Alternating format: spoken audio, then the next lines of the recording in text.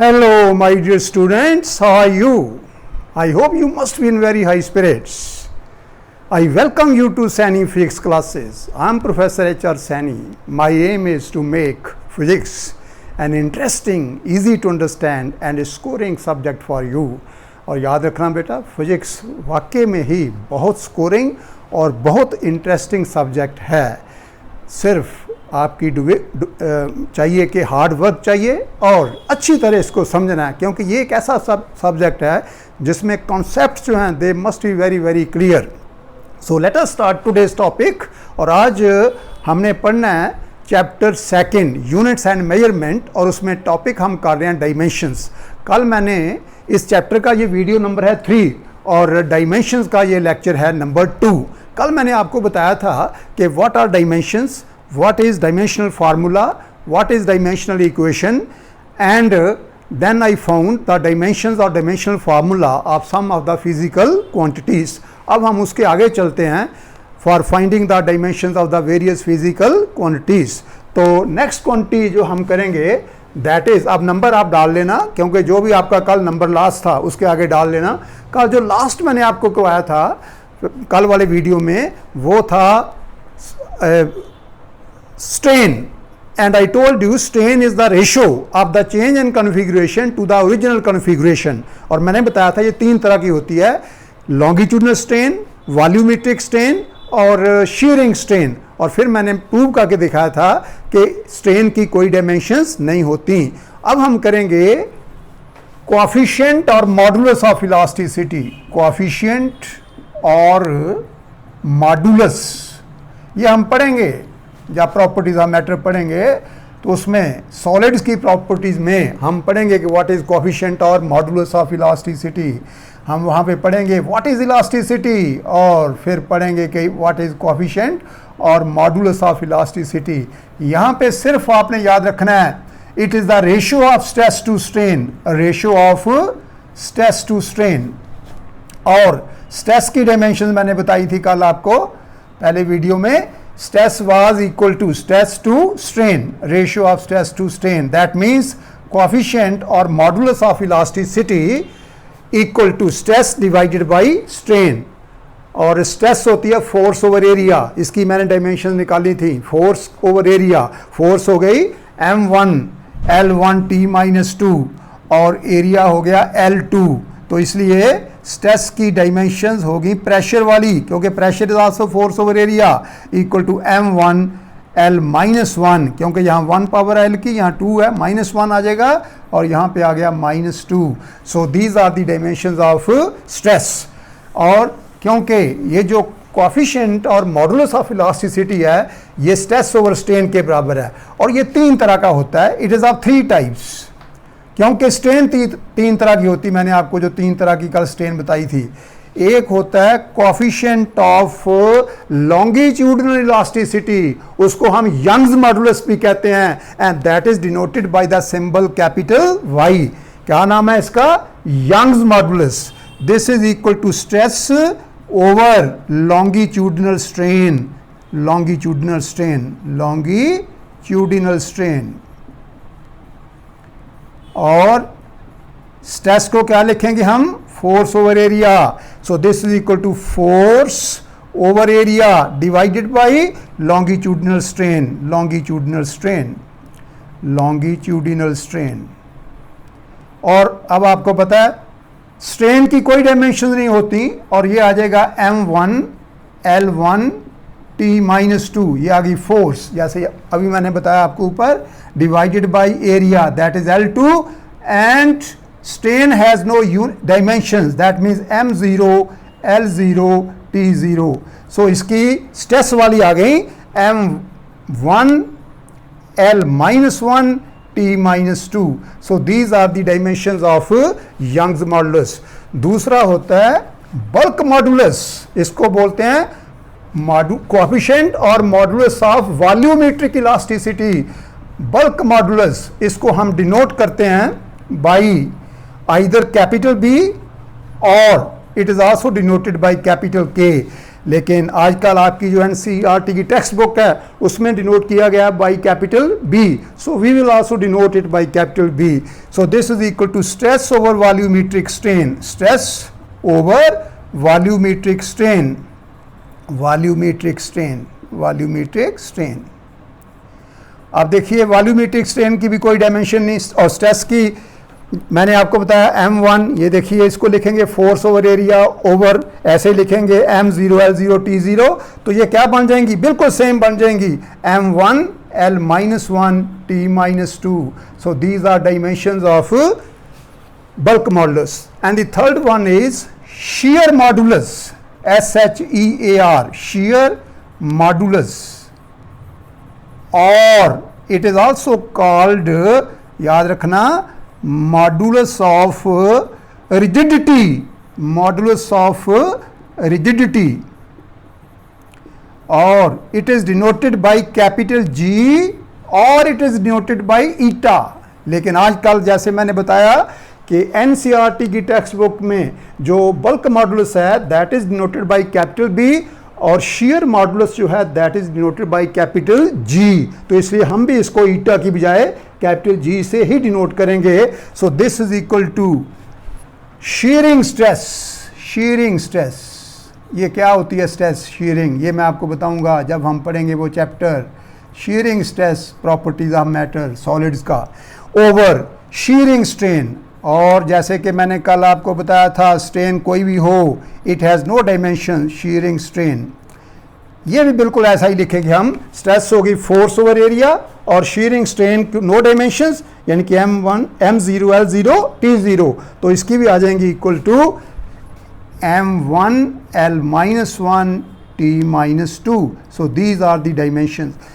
Actually ये dimensional formula है. अगर आपको को पूछे what are dimensions of coefficient और मॉडुलस ऑफ इलास्टिसिटी, तो आप देख सकते हैं तीनों की सेम है.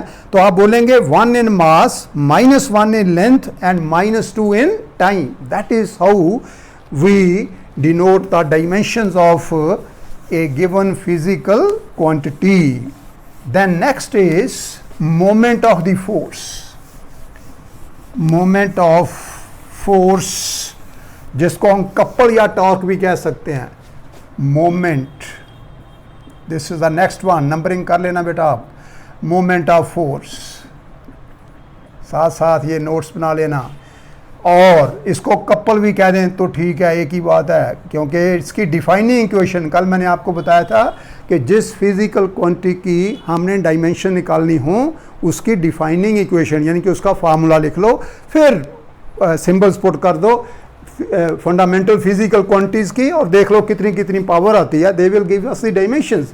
और it is also called torque, तीनों में से कुछ भी नाम ले लो, torque. This is equal to force into distance. जैसे मैंने आपको बताया था work, work is also force into distance. अब इनमें फ़र्क क्या है, डायमेंशंस तो सेम आएंगी क्योंकि फोर्स की क्या होती हैं, m1 L1 T-2, और डिस्टेंस क्या हो गया L1, और ये बन गई m1 L2 T-2. सो आप देख सकते हैं ये वर्क वाली आ गई यानी कि एनर्जी वाली आ गई. सो याद रखो work, all forms of energy, couple, moment of the force, torque have the same dimensions. ये भी आपने याद कर लेना कि कौन कौन सी क्वांटिटी ऐसी है जिनकी डायमेंशन सेम होती हैं. अब ये क्वेश्चन कंसेप्चुअल 1 नंबर में आता है, name 2 physical quantities whose dimensions are the same but one of them is a scalar and the other one is a vector. आपने कहना है वर्क एंड टॉर्क कह दो, इन तीनों में से कोई एक नाम ले दो, चाहे मोमेंट ऑफ फोर्स कह दो, कपल कह दो, टॉर्क कह दो. तो आपने जैसे लिख दिया, और वर्क की जगह आप एनर्जी भी लिख सकते हैं. एनर्जी की भी सेम मैंने आपको बताया, m1 किसी भी तरह की एनर्जी हो, तो अगर आपसे को पूछे what are dimensions of light energy, तो आपने फटाफट बता देना है m1 L2 T-2. कोई भी एनर्जी हो, वर्क हो, टॉर्क हो, मोमेंट ऑफ द फोर्स हो, कपल हो, सबकी डायमेंशन जो है that is m1 L2 T-2. तो मैं बता रहा था कि क्वेश्चन आता है कि ऐसी 2 क्वांटिटीज़ के नाम लिखो जिनकी डायमेंशन तो सेम हों लेकिन उनमें से एक स्केलर हो और दूसरी वेक्टर. तो आपने कहना है वर्क एंड टॉर्क और energy and torque, because as you can see dimension same है, लेकिन work is a scalar quantity and torque is a vector quantity. ये टॉर्क की डिफाइनिंग इक्वेशन क्या है ये तो मैंने लिख दी यहाँ पे, लेकिन इसके बारे हम डिटेल में पढ़ेंगे जब हम रोटेशनल मोशन वाला चैप्टर पढ़ेंगे। सो अभी सिर्फ आपने इतना याद रखना है। Then we come to next, power. What is power? Rate of doing work is called power. ये तो आपने 9th क्लास में पढ़ा हुआ है। ये बेटा जी नंबरिंग में आपको कहता हूँ करते जाना। Power, rate of doing work, ये इसकी डेफिनेशन हो गई, रेट ऑफ डूइंग वर्क।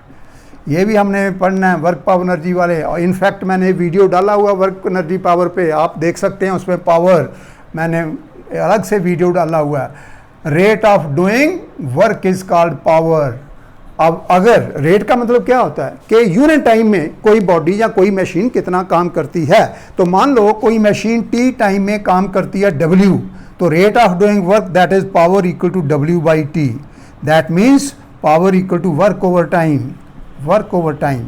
अब वर्क की डायमेंशंस मैंने आपको कहा जवानी याद रखनी है बेटा जी। हाँ, अगर भूल जाएं तो वर्क को लिख लो फोर्स इंटू डिस्टेंस, फोर्स की जवानी याद रखनी है। वो भी भूल जाएं तो फोर्स को लिख लो मास इंटू एक्सेलरेशन, एक्सेलरेशन की याद रखनी है, मास की तो m1 हो जाएगी।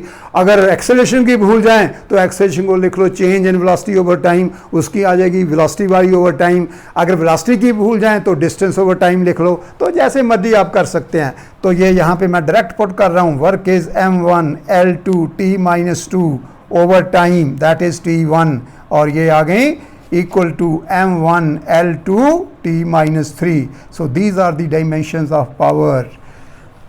Now we come to angle. वैसे तो मैं बता चुका हूँ कि एंगल इज डायमेंशनलेस, लेकिन चलो एक बार फिर बताता हूँ मैं। हमें पता है angle is length of the arc over radius, theta equal to L over R, length of the arc over radius. अब इसका मतलब क्या होता है वो भी आपको मैं बता देता हूँ कि सपोज करो आपके पास ऐसे सर्कल है, ये इस सर्कल का है सेंटर, आप इसकी आर्क लो सर्कल की AB, जिसकी लेंथ है L, यानी कि A से लेके B तक लेंथ L है, और रेडियस सर्कल का R, सेंटर का नाम रख लो O। तो O और A को मिला दो और O और B को मिला दो। अब अगर मैं आपको कहूँ what is the angle subtended by the arc AB at the centre, तो आप कहेंगे this angle. If this angle is theta then theta equal to L over R। यहाँ पे आप लिख सकते हैं कि because theta equal to L over R। Now what is L? Length of the arc. What is R? Radius. So angle is theta, तो angle equal to length of the arc over radius. अब length of the arc means length, that is L1 over radius is L1। L1 goes with L1 and we are left with M0 L0 T0, that is angle is a dimensionless quantity. याद रखना ये भी आप। और यहाँ पे एक बहुत इंपॉर्टेंट पॉइंट मैं आपको बताने चला हूँ। कई बार एग्जाम में क्वेश्चन आता है कि क्या कोई ऐसी क्वांटिटी है जिसकी डायमेंशन ना हों पर उसके यूनिट हों, तो आपने कहना है yes. For example angle is dimensionless but it has units. इसके यूनिट डिग्री भी होते हैं, मिनट सेकंड भी होते हैं, और ऐसा यूनिट होता है रेडियन, लेकिन इसकी डायमेंशंस नहीं होती। ये क्वेश्चन भी कंसेप्चुअल में बहुत बार 1 नंबर में आता है कि name a physical quantity which has units but no dimensions. और एक चीज़ और पूछते हैं फिर, वो कहते हैं कि can there be a quantity which has no units but has dimensions. यहाँ पे आंसर है नो। जिस क्वांटिटी के यूनिट नहीं होंगे उसकी डायमेंशंस नहीं होंगी। Please remember this. ये पॉइंट साथ साथ लिखते जाया करो। अब नेक्स्ट आ जाओ एंगुलर वेलोसिटी। एंगुलर वेलोसिटी, अब जैसे हमने वेलोसिटी पढ़ी है डिस्टेंस ओवर टाइम, तो एंगुलर वेलोसिटी क्या आ जाएगी? Angle over time. इसका सिंबल होता है ओमेगा। बेशक इसको ऐसे लिख लो ब्रैकेट में, इसको स्मॉल ओमेगा बोलते हैं। ऐसे कर्सिव राइटिंग वाला W लिख देना है। और ये होती है एंगल ओवर टाइम। जैसे वेलोसिटी क्या होती है? डिस्टेंस और डिस्प्लेसमेंट ओवर टाइम। यहाँ पे एंगुलर, जब बॉडी सर्कल में मूव करे तो उसकी जो है 2 तरह की वेलोसिटी होती है, एक लीनियर, एक होती है एंगुलर। एंगुलर होती है angle over time, angle covered per unit time, angle over time. अब देखिए एंगल तो है डायमेंशनलेस, तो इसको लिख दो M0 L0 T0। इसको 1 नहीं लिखना, ओवर टाइम आ गया T1, तो ये बन गया equal to M0 L0 t minus 1। अभी मैं फ्रीक्वेंसी आपको बताऊंगा, उसकी भी यही डायमेंशंस आएंगी। तो फ्रीक्वेंसी और एंगुलर वेलोसिटी की डायमेंशन सेम होती हैं। अभी हम करेंगे फ्रीक्वेंसी, लेकिन आप पहले कर लें एंगुलर एक्सेलरेशन। एंगुलर एक्सेलरेशन जैसे होती है एक्सेलरेशन, इस तरह है एंगुलर एक्सेलरेशन। एक्सेलरेशन क्या होती है? Rate of change of velocity is called acceleration. And what is angular acceleration? Rate of change of angular velocity is called angular acceleration. That means angular acceleration is change in angular velocity over time. Change in angular velocity over time. Change in angular velocity divided by time. अब देखिए change in angular velocity की होंगी velocity वाली, angular velocity वाली, और angular velocity क्या निकालनी? m0 L0 t minus 1। तो ये क्या आ गई? Equal to m0 L0 t minus 1 over time is t1। तो ये बन गई डायमेंशंस equal to m0 L0 t minus 2। So remember these are the dimensions. That means dimensions of angular acceleration are 0 in mass, 0 in length and minus 2 in time. Then next write down dimension, frequency की लिख लेते हैं पहले। frequency, तो पहले समझो what is frequency.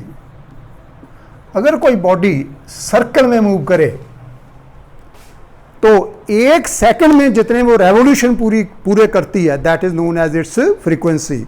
और अगर कोई बॉडी का मोशन हो ऑसिलेटरी मोशन, जैसे कि क्लॉक के पेंडुलम का होता है ऐसे ऐसे, तो अगर वैसा मोशन है तो वो होता है number of oscillations completed in 1 second. That means frequency is the number of revolutions per second or the number of oscillations per second. That means frequency equal to, इसकी थोड़ी सी definition भी लिखवा देता हूँ। It is defined as the number of revolutions or oscillations per second. Oscillations completed by a body in 1 second. Oscillations completed by a body per second. That means it is equal to number of revolutions completed by the body per second. That means it is number of revolutions or oscillations. मान लो t time में वो कुछ revolution या oscillation पूरे करती है body, तो एक सेकंड में कितने हो गए? Divided by time. अब देखिए मान लो टी टाइम में उसने एन रेवोल्यूशन पूरे किए, एन, तो एक सेकंड में कितने किए? N by T. और एन क्या चीज़ है? Number can be 10, 20, 100 whatever it is, इसकी कोई डायमेंशंस नहीं होती। तो इसलिए ये बन जाएगा equal to m0 L0 t0 divided by t1, and this is equal to m0 L0 t minus 1। और आप देख सकते हैं जो अभी हमने एंगुलर वेलोसिटी की करी थी उसकी डायमेंशन भी थी m0 L0 t minus 1। और एक और क्वांटिटी होती है बेटा जी, velocity gradient. Velocity gradient, what is velocity gradient? ये हम पढ़ेंगे प्रॉपर्टीज ऑफ मैटर वाले चैप्टर में। अभी सिर्फ इतना याद रखना है, it is the rate of change of velocity with distance. आमतौर पे जो रेट ऑफ चेंज हम निकालते हैं रिस्पेक्ट टू टाइम होता है, लेकिन यह है rate of change of velocity. Rate of change of velocity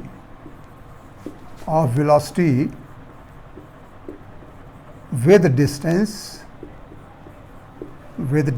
और जब वहाँ पे हम करेंगे तो ये भी मैं आपको बताऊंगा कि ये rate of change of velocity जो लेते हैं with distance, that is taken in a direction perpendicular to the direction of flow of the liquid. मान लो लिक्विड जा रहा है हॉरिजॉन्टल डायरेक्शन में, तो rate of flow change of velocity जो लेते हैं विद डिस्टेंस वो लेते हैं हम परपेंडिकुलर डायरेक्शन में। लेकिन यहाँ पे इतना ही बहुत है। So that means this is equal to change in velocity over distance. Change in velocity over distance. divided by distance, and this is equal to change in velocity की होगी velocity वाली, और velocity की क्या होती हैं L1 t minus 1, और distance की क्या हो गई L1, तो क्या बन गई m0, क्योंकि L1 से L1 गया m0 L0 t minus 1। तो आप देख सकते हैं ये मैंने इसलिए यहीं पे करवा दिया ये, क्योंकि एंगुलर वेलोसिटी की, फ्रीक्वेंसी की और वेलोसिटी ग्रेडियंट की जो डायमेंशंस हैं वो हम t-1 भी कह सकते हैं, और we can say that these are m0 L0 t-1। So that's all for today. I hope you must have enjoyed my lecture. ये बेटा आपने साथ साथ नोट्स बनाने हैं और इनको याद करना है, बहुत आसान है। फिर मैं न्यूमेरिकल कराऊंगा काफ़ी सारे इनके ऊपर, इनकी एप्लीकेशन जो हैं डायमेंशंस की। बड़ा इंटरेस्टिंग और इम्पॉर्टेंट चैप्टर है, both for the annual examination as well as for the competition. So अच्छी तरह करते जाओ, you will not find any difficulty. Thank you very much, have a nice day.